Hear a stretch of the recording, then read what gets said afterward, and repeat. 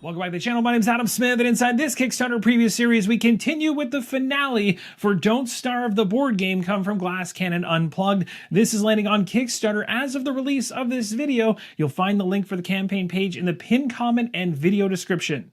Now, it's worth mentioning that for those that have not checked out my prototype unboxing, if you want to check out all the components that came as part of the prototype to get a full idea as to what's here on the table, as you may not see everything up close during gameplay, I've got that video for you on the channel, as well as part number 1 of gameplay, which you certainly need to check out to understand where we're currently at going into round 4 right now. I'll put a link to the entirety of the preview series in the top right-hand corner right now, so you can get caught up and then come right back here. So we're starting things off in round number 4, and we're in the very first phase, which is the preparation phase. So we'll discard the current weather card and draw a brand new one. The upcoming weather is going to be called hypothermia. Each character with any unprevented freezing is going to lose one of their focus tokens. That's not good. And then down below, you'll see if we're on the left-hand side of the storm, only 1 freezing element to deal with. But if we're on the other side of the storm, 3 total, which is pretty nasty. And the final thing we'll deal with on the weather card in the future is going to be a mass spoil of food, which is certainly not going to be good. It also would affect the durability of certain items that have that mass spoil icon. Now it's time to bring back some focus tokens. It's based on our hunger level, which is currently at 1 we get back out of the 3, which is not so great. If I wanted to pump this up to 7 by consuming some food, we could get our 3 focus tokens back. I'd have to consume this wing here and this meat right here. This will allow me to bring my hunger up by 2. Also, the sanity loss is ignored if your sanity is already at 0. So I'll consume those in order to bring my hunger back up to 7, which is great. Now we get all 3 focus tokens back. And my health right now is currently half of what I started with, and that is really my primary concern right now, along with, of course, whatever the weather and the needs tiles will throw at us in the future. But the needs tile is not going to be as bad this time around, which is nice. And I don't think we'll have to deal with the hypothermia so much because we have some resistance based on our beard down here. So this might be the round we are able to actually accomplish a little bit more with less to deal with on the survival side. Although saying that, we still have a shadow creature which is on top of us, and we need to certainly think about dealing with that. At this point, our beard has grown to its full length. At this point, we now get a passive -2 to freezing, which is awesome. Now, you also notice if we create an axe, we can spend all of our beard points at this point, and for each one, we actually regain a sanity, and you'll see we also gain a resource in grass as well, which essentially is our beard trimmings.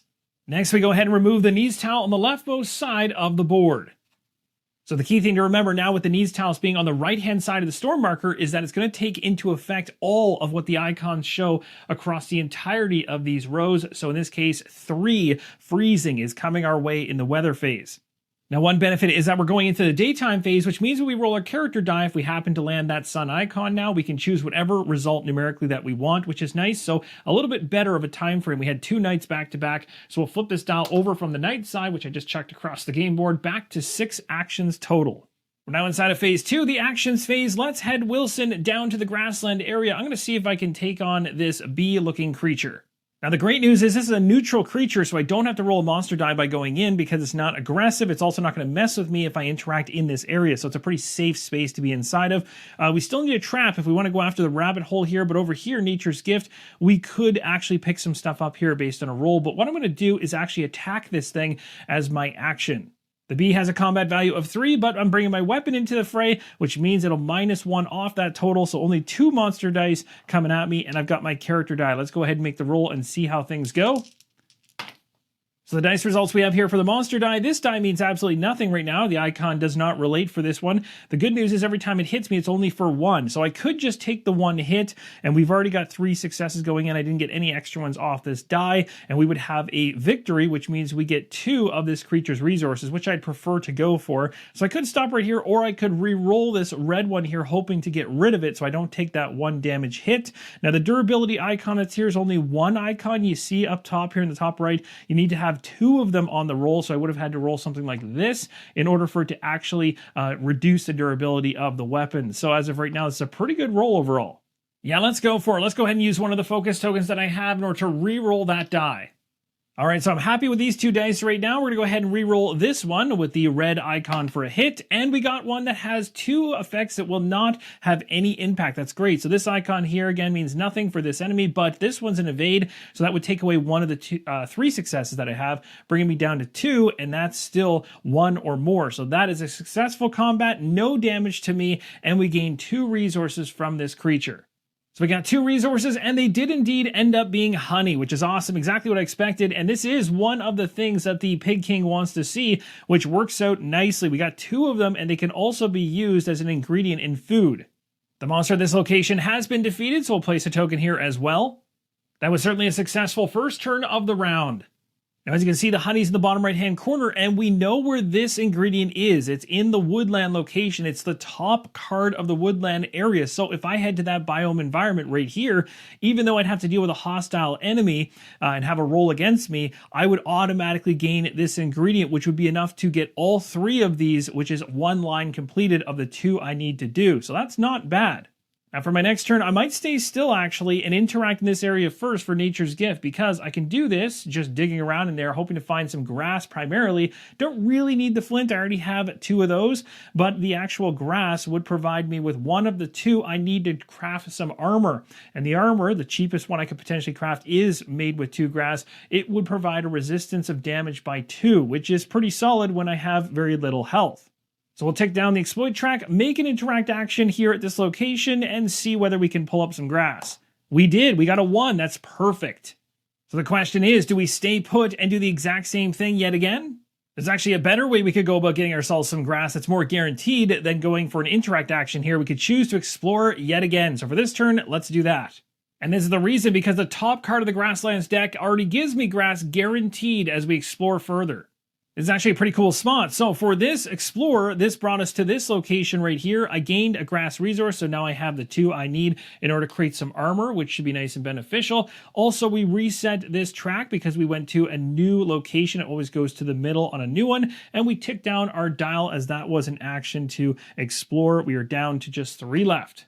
Now inside the craft book, this is the one I could craft right now to reduce any damage coming in by 2. If any shields pop up on the character die, that will reduce the durability of the armor. You can see there's a stronger version over here that has a log being added into the equation and a piece of grass, and that provides a removal of 1 die hit in general plus damage resistance of -1. So that's even better, but I don't have a log currently.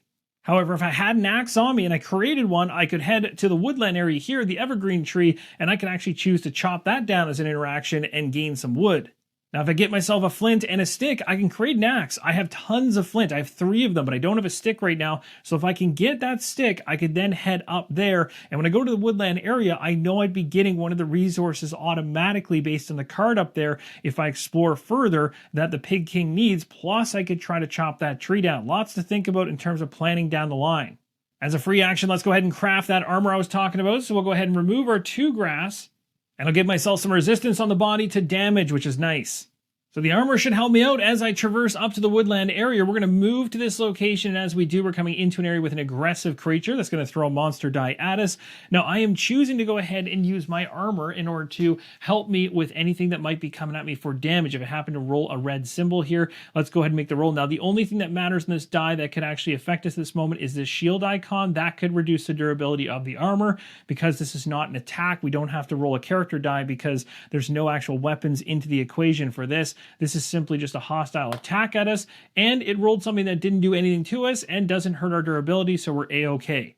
Now let's say hypothetically that it rolled this one right here. This would have been 1 damage at us, resisted by our armor that could resist up to 2 damage, so I wouldn't have taken any damage, but this breaking of armor symbol here showing twice is either meeting or exceeding the durability of the item I use, which would have that armor card flipped to the other side. The other one that could have triggered that is this one right here for a single, because again, if you actually take a look at the armor, it's based on the number of icons in the top right. If the die result exceeds it or meets it, it's going to affect its durability. For my action, I'm going to choose to interact here with the Unlucky Traveler. We're going to hope to find something good. Now, as I'm doing this with an aggressive monster in this space, the monster again is coming at me, rolling a single die before this happens. So we're going to go ahead and use our armor to help us out. So this could degrade and potentially it will absolutely block things. Let's see how it goes. So it landed a hit, and it also landed the evade, so there's no degrading on this whatsoever, which is a plus, but this is going to resolve in nothing happening. We don't take anything for this attack whatsoever, which is awesome, which means we can now go ahead, and we should have actually rolled this at the same time anyway, roll the character die for the unlucky traveler to see what we get, and we got ourselves a 3, which ends up being the stick, and that was what I was kind of hoping to get, although this is a really cool resource too. So I gained the twig resource and dropped my turns down by 1. As I place this in my backpack, I'm going to immediately go ahead and combine it with flint here to create an axe.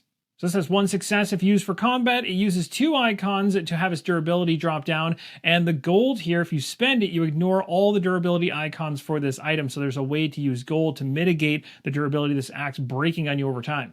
Now, originally, I was creating the axe in order to go after the wood to create the stronger armor than the version I actually ended up crafting, but there is another benefit for the axe. Remember, off of this right here for our character, we can spend beard length. For each one, we gain sanity back, and we also get some grass back as well. However, the kicker is we know full well that hypothermia is going to be setting in at the end of the round here in the weather phase with 3 icons to try and resist, and the beard length right now resists 2 of them, so cutting my beard to gain some grass and get some sanity back doesn't really help me right now because I'd be taking some serious health hits and hunger hits that could put me on the edge of death. For my next turn, I'm going to choose to explore because remember, I know that the top card of the Woodland deck is going to provide me a resource the Pig King wants, and let's do that explore action right now. This is the resource I'm going to gain, which is awesome. That's going to provide one of the 3 resources that we need on the far right-hand side of the Pig King's grid over there. After that explore action, it appears we found an aggressive monster, which is going to trigger hostility. This is not good. We're definitely going to use some armor in this roll to try to avoid any damage that comes through, but every hit that this thing gets is going to do 2 damage, so this could actually block all of it on a hostility roll. Let's see what happens here. So it rolled perfect. It didn't end up coming through at all, and there's no effect whatsoever for durability against my actual item because I didn't even use it in the end anyway. And when I mentioned I didn't use it, I actually did use it, but it didn't actually result in a durability hit based on a hit coming from the enemy. So I was kind of safe there, which is nice to have that armor stick around as long as possible. So at this point, we are now in this location. I know I have 2 ingredients on me that the Pig King wants, which is great.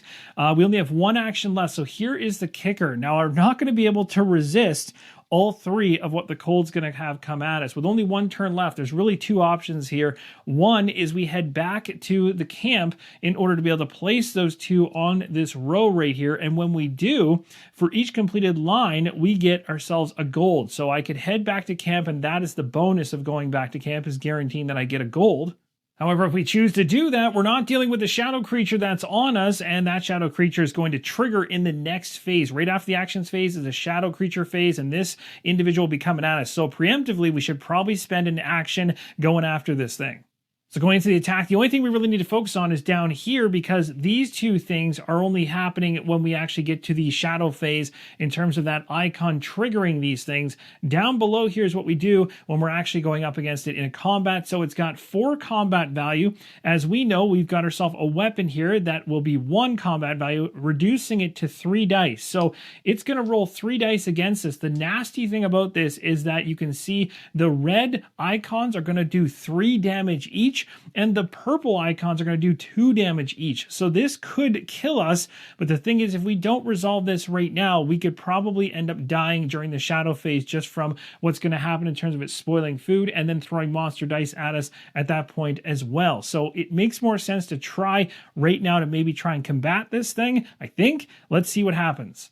Now, it goes without saying, I'll certainly be adding my 2 damage resistance armor into the equation, so we'll be rolling a character die in. We also have 2 focus dice, allowing me to roll as many dice as I want for each usage. So we'll certainly be making use of that if the results are not good. So we do have 3 successes going in, so we're looking to keep on the high side of successes versus the enemy. Let's go ahead and see what happens. This is going to be a pretty crucial fight to see what happens, and it will provide us with some resources that allow us to get our essence up at our home base, which is nice in the future, and then we also get to regain some sanity, which is not a bad thing. Plus, we don't have to deal with this monster anymore. So let's see what happens here. That's a pretty aggressive roll. So a pretty nasty roll. We got ourselves these two icons, so both of them apply. So an evade is going to take away one of our successes, dropping us down to 2 currently.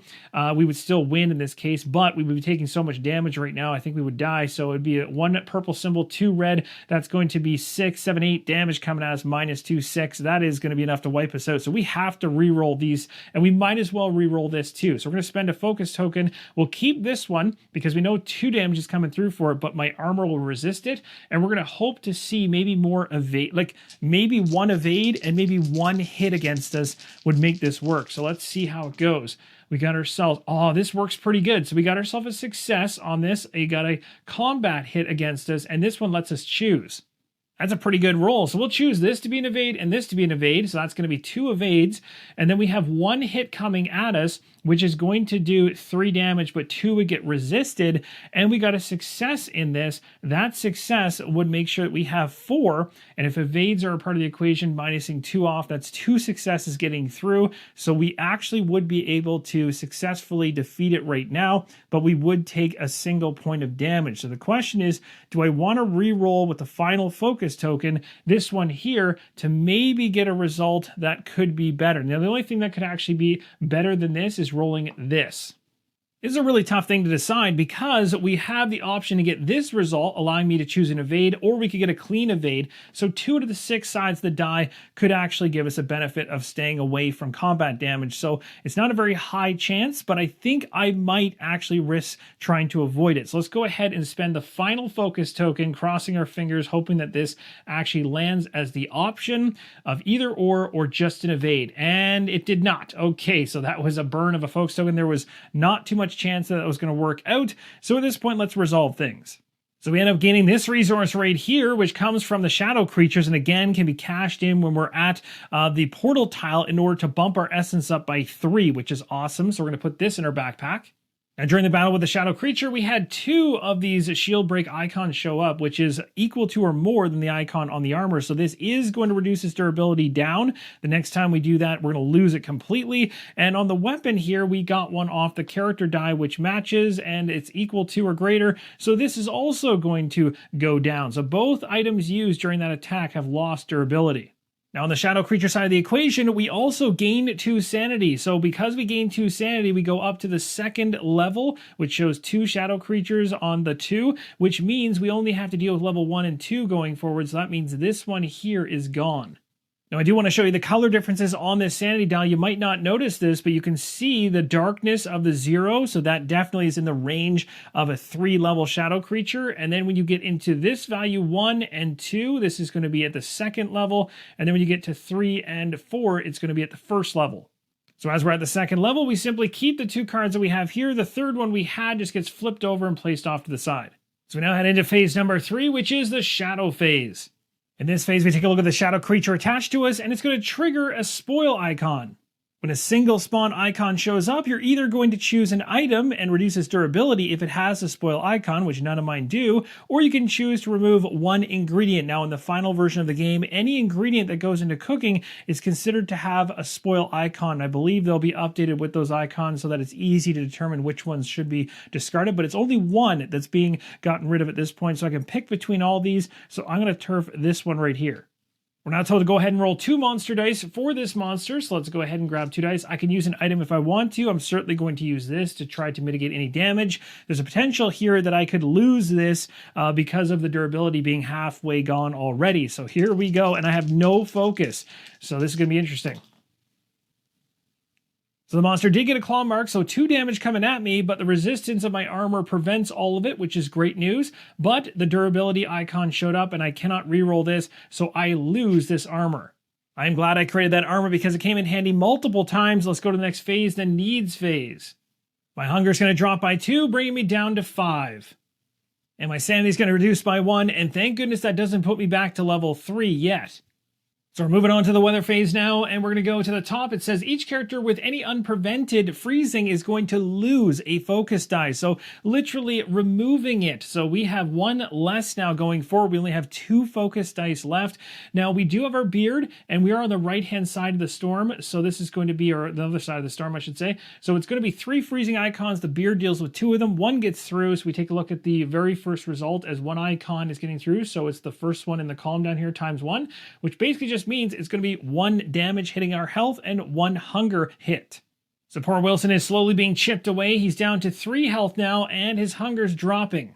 And unfortunately, more bad news on the horizon for us. A mass spoil is going to happen, which is going to remove every single ingredient that we have at this point. So a regular spoil icon is just you picking either one food item that is not cooked, a raw food, to spoil, or an item to have durability reduction. But a mass spoil is going to affect your item's durability if there are any that are affected by spoil, and also remove every single raw food that you have.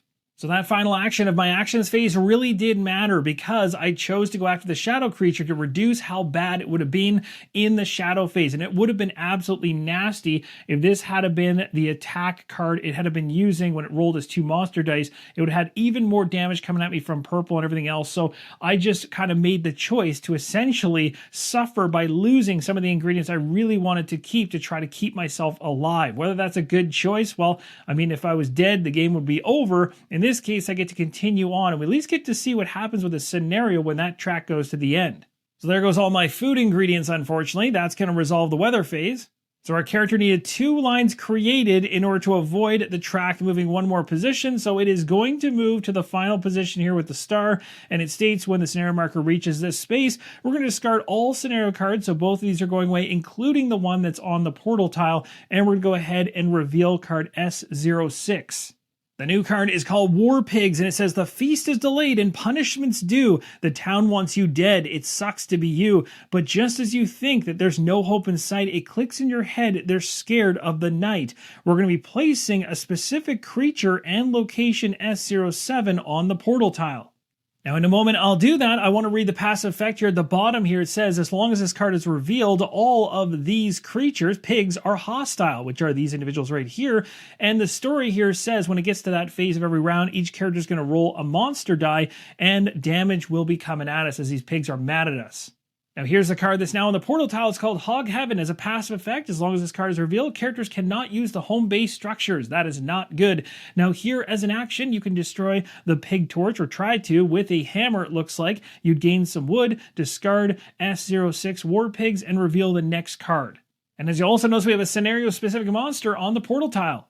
Now, saying that, the focus is not necessarily on the scenario monster here. It's just an aggressive, hostile monster that's at this location, so it will have a hostility roll if we try to go straight for destroying the pig torch, which is actually the primary objective here, but we do need a hammer crafted to do that. We're going to need to find some rock, sticks, and grass. Now, when revealing a new scenario card inside the scenario phase, if there's a passive you need to resolve, you're going to go ahead and do it right now, which is each character rolling a monster die. If we see one of the 2 symbols there, we're taking 2 damage, and we have no more armor now, so this is not good. And it is 1, so we're taking 2 hits, dropping us down to 1 health. At this point, it seems if a twig hits us, we're going to probably die. As we go into this next round of play, we got a lot to try and accomplish, and we also are on the edge of death. So here we go into a brand new round. The next weather card is called Frostbite. It says, unprevented freezing causes double loss of health. Well, we certainly don't need much more of that in order to die.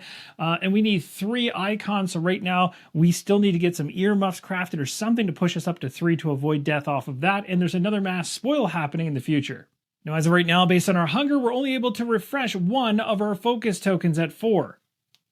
Our beard is also grown as long as it possibly can, and it's worth mentioning transmutation hasn't been used much in this scenario, but there are some restrictions around how you can use it. It is very beneficial, though, as you go along.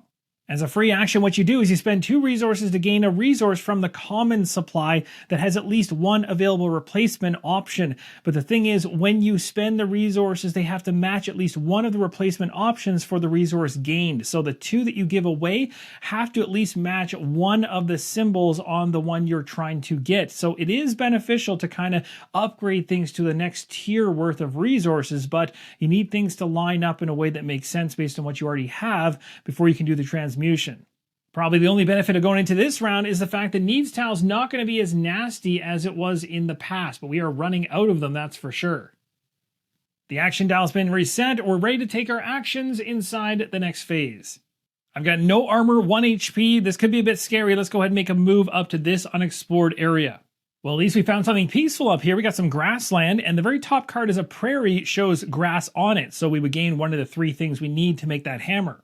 On the back of the card was the grass icon. I'll just show you really quick here. Prairie, there's the grass icon. We're going to gain that resource right now. I'll put it in my backpack. At this location, there's an unlucky traveler, so we could potentially get some grass or maybe some kind of unique thing. And we also have over here a burrow, which we need to have one of the 2 crafted in order to be able to do that, which we can't do currently. As we moved and explored, we also place a marker, and that's going to do it for one of our turns. Now, there's nothing here that's really interesting me, so I think I might actually head back from where I came from. At least we got some grass, though.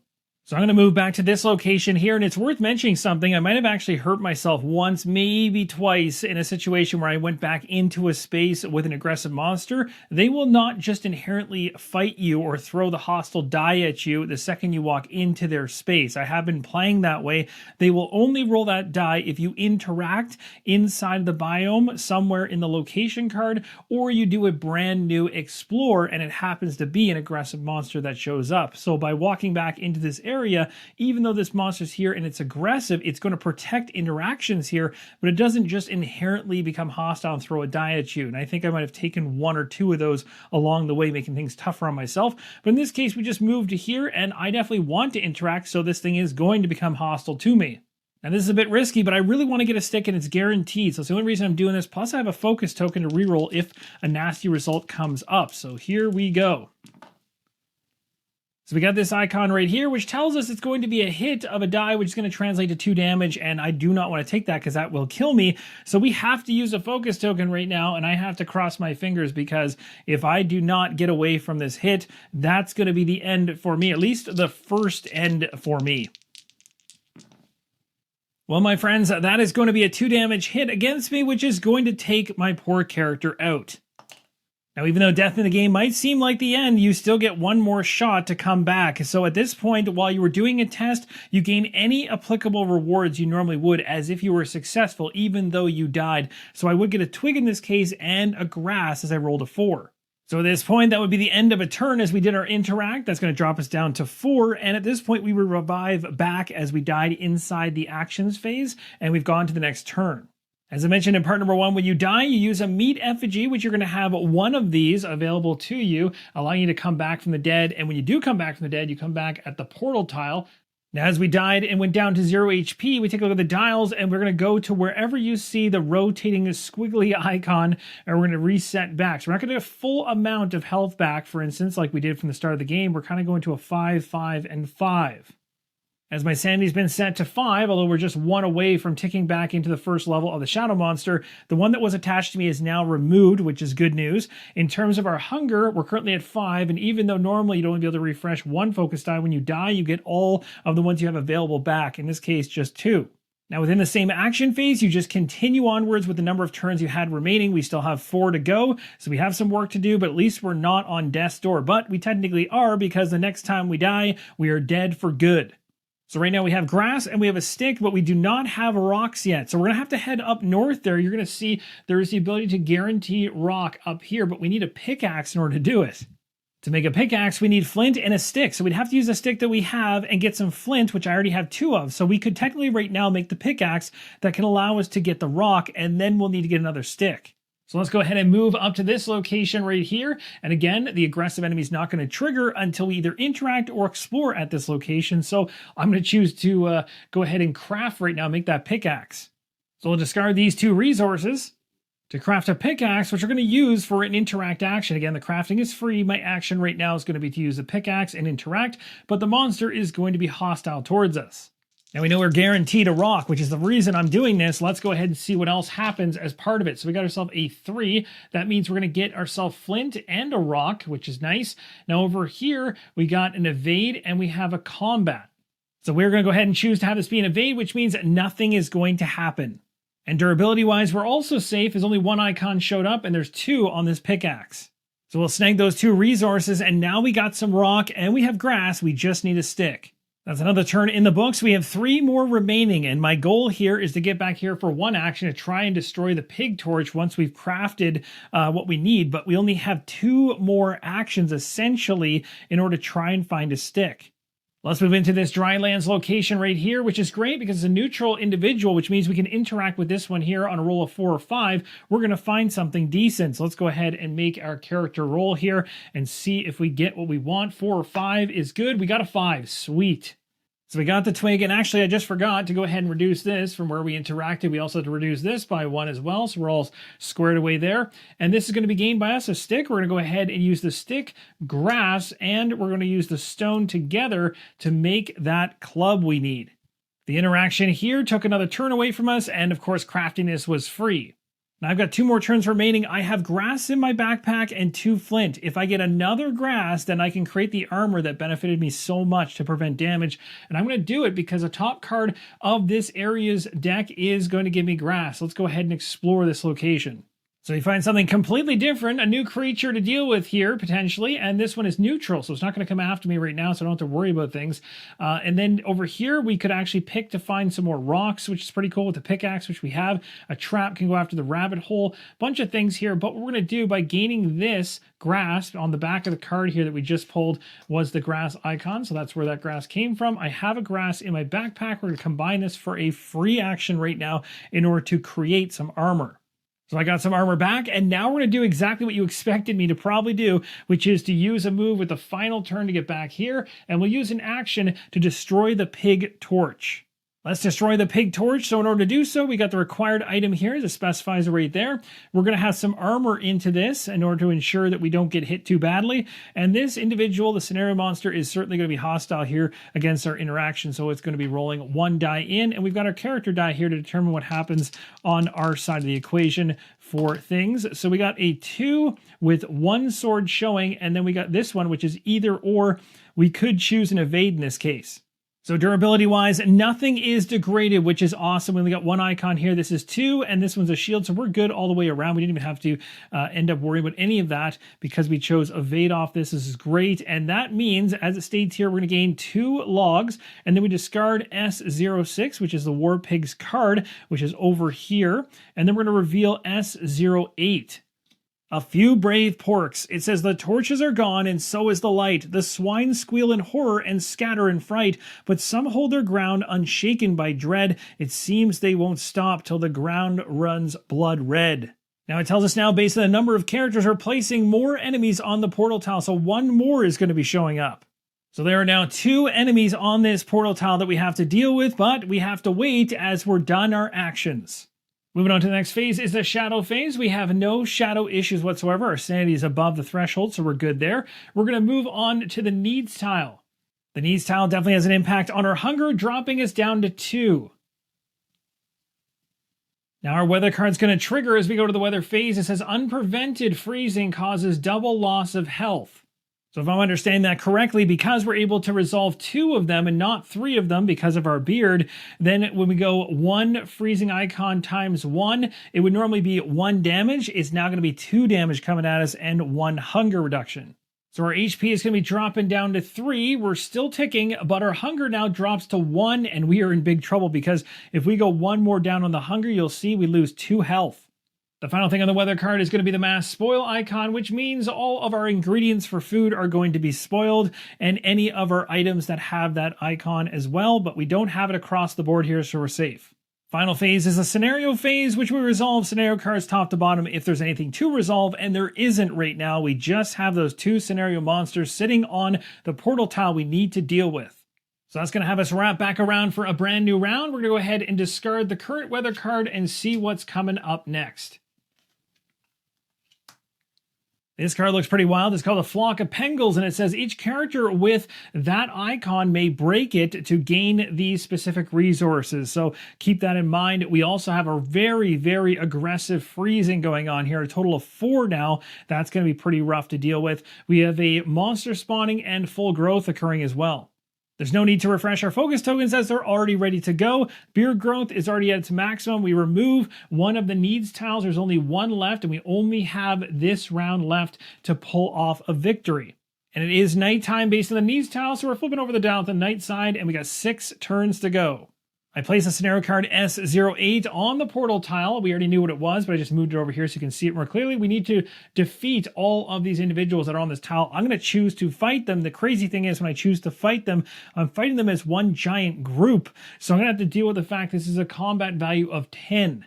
So we have to fight all the scenario monsters on a given tile, which means they have 10 combat value combined. We have 1 coming in from my weapon, so that reduces it down to 9. So 9 monster dice going in. We've got 1 character die here. We're rolling, and we have resistance to 2 damage. Let's see how this goes. Should be pretty wild. This is a lot of dice. Let's see. We got some focus tokens to use if we need to.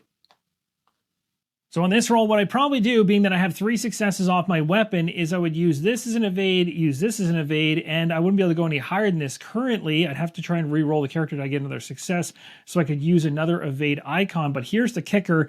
With all these other icons that are going to trigger, and again, some of them are double, some of them are one or the other, they're going to trigger all kinds of effects. They're going to go beyond my health by a long shot. Now, when you're playing with multiple characters in play, you all can jump in on the attack that's happening, and then you divide up the dice across the characters. What I think is going to end up happening, I think in the final version for True Solo, is you'll be able to attack these scenario monsters one after the other rather than both of them at the exact same time, because this seems almost insurmountable in terms of being able to even win, because even if you re-roll this, there's just no way, even with high HP, that you can actually pull off a victory. So as it's written right now, you're supposed to take on all the scenario monster tokens on the area that you're inside of. So that's going to result in me losing, but I think in the final version of the game, you will be able to take turn by turn attacks against each of them, trying to kind of go through the layers to get that victory. So at this point, no matter what I reroll, I am going to die. There's no way I'm going to be able to survive this. So let's go ahead and hypothetically do that other variant here that I'm talking about in terms of True Solo, where you just deal with a scenario creature one at a time. So in other words, I'm only attacked by one of them at a time, and see how things go just in terms of how it would resolve differently from both of them at the exact same time. So they would be coming at me with 5 monster dice, but my weapon would reduce it by 1. So they'd only have 4 going in, and then I'd have my character dies. Let's go ahead and make this roll and see how things pan out. So for this, I would definitely go ahead right now and re-roll all 4 of these and keep the evade as I have space to do so. So let's go ahead and flip a focus token. We're going to re-roll these 4 right here, see what we get. I would certainly keep all 3 of these as evades, because now I have a success off this, plus the 3 off my weapon is 4, which means we have to have at least 1 success greater than the enemy to win the fight. So we've got that locked in, and we just have to deal with this 1 icon right here. Now the token, as you can see here, that icon, the purple one, is going to provide another claw hit for 2 damage, and it's going to also give an evade. It's pretty nasty. It's like a 2-for-1. So essentially what I'm going to do is I'm going to take this as a 2 hit against me, and we're going to keep this as, well, this is guaranteed to be a hit against me for 2, but also an evade. So that'll keep it at 3 evades here. This is going to be a hit and another hit from these ones, so that's going to be a total of 4, reduced by 2, so I'll be taking 2 damage. So I do take out one of those pigs, but I drop myself down to just a single point of health. And then unfortunately on top of it, I'm going to lose this item based on durability, so I've lost my weapon. So taking out that 1 pig provides me with this right here, which I'll go ahead and place in my backpack. But now we're going to go ahead with the next turn, and we're going to make another attack against the other one. Again, I'm doing this based on what I believe is happening for True Solo rather than stacking the 2 together, and also just to show you what would happen in either case. Obviously, in the first case, I would die outright based on the amount of damage I'd be taking and would not be able to defend against at all, whereas with this, I actually have a slight chance. And I certainly mean slight, because I need to roll 5 dice right now. I don't have a weapon. I can't reduce how many dice are coming at me at this point, so I have even more dice going into this next attack here, and I got to pull my character die into it. I do have the resistance over here, though, so this could be interesting. I do have 1 focus token left. So I'm definitely going to be using that focus token to reroll this die for sure to get more successes, hopefully. We have 3 right now, so we can handle these 2 per se, although technically this right here is going to throw 2 damage at me, and that's going to be able to be blocked, which is fine, but then these ones are going to kill me, so this is really rough. I don't think there's a way to get around this, to be honest. I think I'm in trouble in any case, no matter how I split this at this point.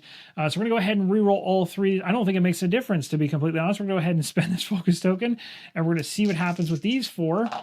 And yeah, I think with this, even if I chose for this to be an evade, this was blocked by the 2 over here. But this would be 4 then, and I didn't get a success. So either way, there's no combination here that is going to work for me to win this particular fight. I would end up losing this fight and taking too much damage, more than I can sustain, and that would end up in a loss. So poor Wilson, no matter how I chalk it up, he is certainly dead. And that, my friends, is going to wrap up the finale for Don't Starve, the board game coming from Glass Cannon Unplugged, landing on Kickstarter the same day this video lands. You'll find the campaign page link in the pinned comment and video description.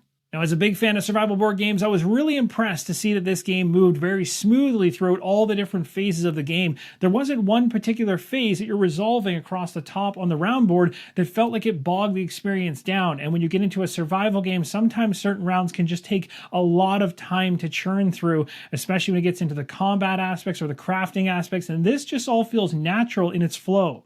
Now, if you're coming from the video game side of the equation into the tabletop space for Don't Starve, I think this is a faithful adaptation and probably beyond faithful, in my opinion, in terms of how they actually made the gameplay operate. I really like the fact that the different areas can actually be explored beyond just the one card that shows up in there. There's lots of games that kind of just restrict you to moving to more tiles and more areas around the game board. It just kind of creates kind of a fiddly aspect to the nature of the game. Whereas with this one, if you want to explore deeper into a certain environment here, you simply just move through cards, and that just makes everything flow so much easier, and the structure of the map is already set. Long story short, there's lots of strategies to dig into with this one, and this is just the prototype, so the final version is likely to be even more exciting in terms of the options that you can dive into and the different things you can do. And if, again, you're a fan of the IP, the video game, you'll be right at home in terms of the crafting, the different creatures you run into, what is going to provide you with what resource, those kind of things you will have a leg up on for sure. The game also scales in difficulty, so if you're looking for a challenge beyond the normal level difficulty, remember you can pump things up with those needs tiles. But that's going to be it. Thank you guys so much for watching. Let me know your comments down below. Would love to hear everything you have to say about this one, what you like, what you dislike, what you're hoping gets changed. Thanks again for watching, and as always, keep on rolling solo.